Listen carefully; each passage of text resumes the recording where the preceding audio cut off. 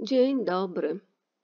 Dzisiejsza lekcja gramatyczna jest na poziomie C2. To nie jest poziom niższy, to jest poziom C2, już naprawdę bardzo wymagające. Chodzi o konstrukcję der, die, das, zu i imię słów współczesne z tą końcówką d na końcu. Może najpierw popatrzmy na przykłady. Przykład pierwszy z formularza. Impfen, przypominam, szczepić. I tutaj mamy Name der zu impfenden Person. Tutaj jest der, zu, czasownik jest impfen, dokładamy końcówkę d i do tego jeszcze to odmieniamy. Nazwisko osoby do zaszczepienia. Ta konstrukcja der, die, das, zu z tą literką d oznacza, że należy wykonać czynność, która jest opisana czasownikiem. A więc impfen znaczy szczepić, der, die, das, zu impfende, tam może być na przykład Person, to może być na przykład das Kind, to może być der Junge. To oznacza, że to jest osoba do szczepienia. Kolejny przykład. Formularz przeniesienia numeru telefonu komórkowego do innego operatora. To jest tak zwane die Portierung. Tutaj mamy die Rufnummer portieren. Zabrać ze sobą, przenieść numer, to jest die Rufnummer mitnehmen, die Rufnummer mitnehmen, die mitzunehmende Rufnummer. Tutaj mamy czasownik rozdzielnie złożony mitnehmen, czyli to zu wchodzi do środka. Ale na poziomie C2 to już takie rzeczy wiemy. W formie tekstu mit, zu, nehmen, de, mitzunehmende Rufnummer. Na czym polega tutaj problem? Po pierwsze, kiedy mówimy to mamy ułamek sekundy, żeby konstrukcję stworzyć. Po drugie, jeżeli będziemy to odmieniać, bo będziemy w przypadku drugim, trzecim, czwartym, to trzeba to też poprawnie odmienić, tak jak tam było. Name der zu impfenden Person, ja? Na przykład die Vorwahl der mitzunehmenden Rufnummer. Kolejny przykład. Przeczytajcie proszę.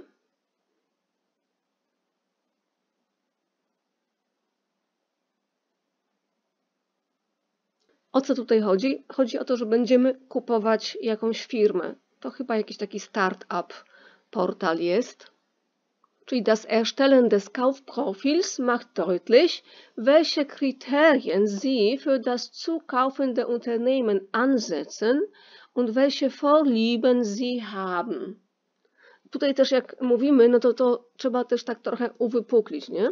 Czyli welche Kriterien Sie für das zukaufende Unternehmen. Das zukaufende Unternehmen.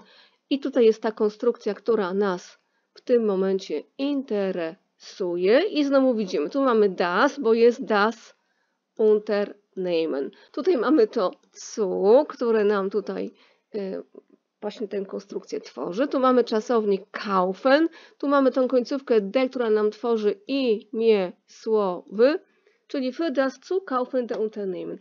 Założenie profilu kupującego, czy tam profilu naszego kupna, pokazuje wyraźnie, jakie kryteria pan, pani, państwo macie, tak, wymagacie jakich kryteriów dla kupowanej firmy. Że na przykład ja chcę firmę z branży na przykład odzieżowej. Nie? No to wtedy będzie das ist ein zukaufendes Unternehmen. Und welche Vorlieben Sie haben, czyli jakie preferencje Państwo macie. Dobrze, jesteśmy teraz na jakiejś stronie zakupowej i wsadzamy do koszyka zakupów. Der Kunde wählt das oder die zukaufende oder kaufenden Produkte aus. To, co mówiłam wcześniej, to trzeba poodmieniać. Jeżeli będziemy mieć die, no to wtedy będzie końcówka n, bo jesteśmy w liczbie mnogiej. I teraz patrzymy na liczbę pojedynczą. Das Produkt, das zukaufende Produkt. Dlaczego? Bo tu jest das, nie? A więc w tym momencie tu mamy końcówkę e, tu mamy znowu zu, tu mamy czasownik kaufen, tutaj mamy końcówkę d. Czyli klient wybiera produkt do kupienia, das zukaufende. to das zukaufende Produkt można zamienić na inne, prostsze konstrukcje gramatyczne, na przykład das gekauft werden soll, ja, das Produkt, ja, das gekauft werden soll, czyli na modalny, albo das Produkt, das zu kaufen ist, który jest do kupienia, das man kaufen soll. Natomiast to das zu kaufende Produkt to jest naprawdę poziom C2. Taki dowód na to, że wy to znacie. Wyrażenie der Auszubildende albo die Auszubildende, osoba, która jest uczniem w trakcie uczenia się zawodu, jest powszechnie znana, prawda? To się inaczej mówi der albo die Azubi. Azubi. I właśnie skąd się to wzięło? To jest osoba do wykształcenia, którą należy wykształcić. Czyli ich bin na przykład Auszubildende, to mówią dziewczyny, a chłopaki by powiedziały ich bin Auszubildender ewentualnie, nie? Ale popatrzmy jeszcze raz na konstrukcję. Tu mamy najpierw to zu, prawda? Tu mamy czasownik ausbilden, do tego doszła ta końcówka d, którą już znamy. I właśnie stąd się wzięło der Azubi, czyli osoba do wykształcenia. Czyli przypominam, der Auszubildende albo die Auszubildenden, das ist eine Person, die ausgebildet wird. Die zum Beispiel eine Lehre macht, która się uczy. Inaczej to można nazwać der Lehrling. Eine Versicherung abschließen, czyli zawrzeć ubezpieczenie, a konkretnie tutaj mamy eine Krankenversicherung i czasownik jest abschließen. I teraz mamy die abzuschließende Krankenversicherung. Co to znaczy? Ubezpieczenie, które pan, pani, państwo mają zawrzeć. Ja? Die von Ihnen abzuschließende Krankenversicherung. Tutaj mamy coś z działu medycyna.